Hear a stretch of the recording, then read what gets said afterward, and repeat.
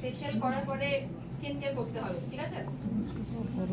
নয়তো কিন্তু জাস্ট দেখলাম চলে গেলাম, এটাই হবে। নো রেজাল্ট, কেউ নো রেজাল্ট কিন্তু বুঝতে পারবে না, ঠিক আছে? তো প্রপারলি আমাদের স্কিন কেয়ার করতে হবে।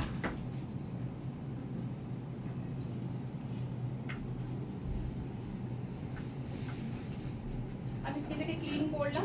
ক্লিন করার পরে আমি যেটা করব সেটা হচ্ছে আমি ফেসে ইউজ করব। আচ্ছা, এখানে কি যেটা বসেছে একটুখানি এগুলো প্রপার খুলে দেবেন, তাহলে আমার খুব সুবিধা হয়। সেকেন্ড স্টেপ রয়েছে স্ক্রাব, ঠিক আছে? স্ক্রাবটা আমি এখানে করব। স্ক্রাবটা আমি অলরেডি নিয়ে নিয়েছি এখানে। কার যদি মনে না থাকে কোনটার পর কোনটা ইউজ করব, কোনো প্রবলেম নেই, অলরেডি এখানে 1 2 3 4 করে দেওয়া রয়েছে। ওকে, আমি আমার হাতটা একটু জলে ভেজালাম এবং যেটা এখন বলেছিলাম যে মুখের মধ্যে একটা লেয়ার আমি অ্যাপ্লাই করব। মুখের মধ্যে একটা লেয়ার আমি অ্যাপ্লাই করছি। আমাকে রাখতে হবে না, মুখে রাখতে হবে।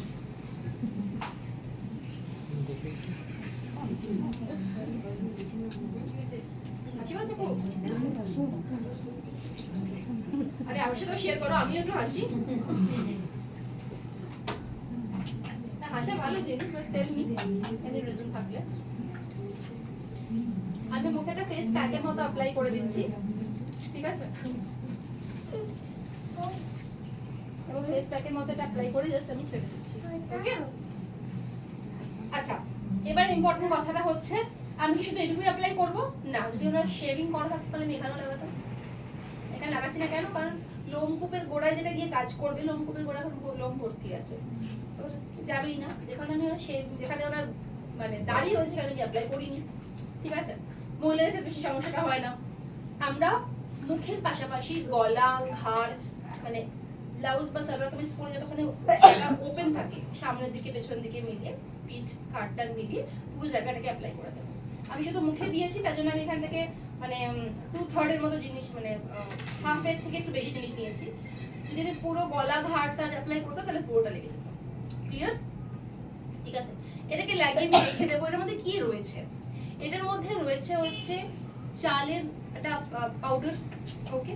এটার মধ্যে রয়েছে ধানের তুষের থেকে একটা তেল পাওয়া যায়, যেটার মধ্যে প্রচুর পরিমাণে ওরাইজিনাল থাকে, ঠিক আছে? যেটার মধ্যে প্রচুর পরিমাণে অ্যান্টিঅক্সিডেন্ট থাকে। অ্যান্টিঅক্সিডেন্ট মানে কি?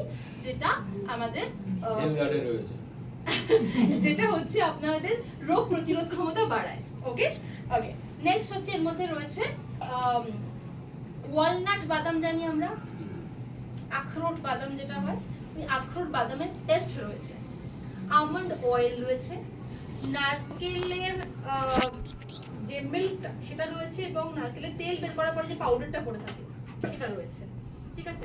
এবার এই জিনিস, ওয়ালনাটের খোসা নেই, মাথায় রাখবেন, ঠিক আছে? খোসা থাকলে কি হয়, ওটা খুব শক্ত হয়, ঠিক আছে? ওটা কোনোভাবেই ঘষলে ওঠে না। আর কেমিক্যাল যে সমস্ত স্ক্রাব হয় সেগুলো, যেগুলোর মধ্যে লাল, নীল, হলুদ, সবুজ বিভিন্ন দানা থাকে, ঠিক আছে?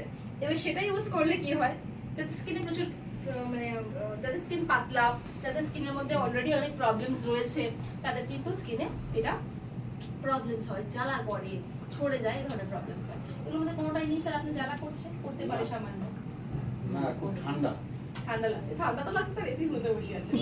বেশি ঠান্ডা লাগে। এক্স্যাক্টলি। এবার স্কিনটা একটা কুলিং এফেক্ট দিতে, মানে আমি কেন বললাম জ্বালা করছে, জ্বালা করতে পারে কারণ এর মধ্যে লিকুইড আছে, ঠিক আছে?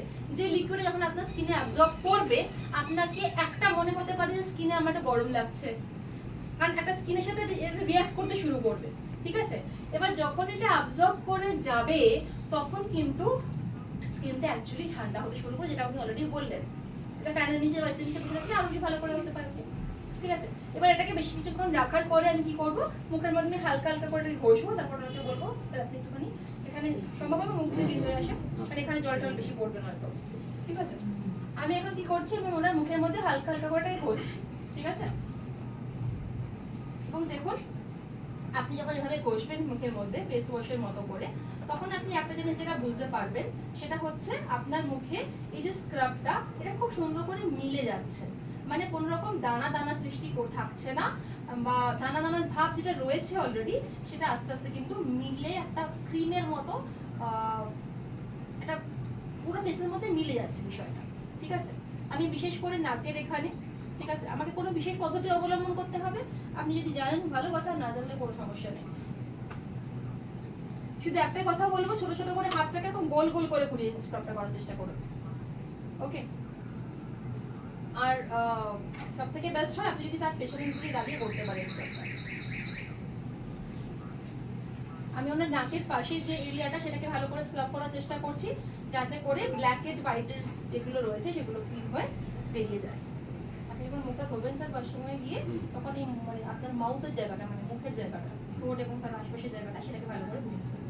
আমি এখন এখানে দুটো জল পড়াবে ছি না আমি,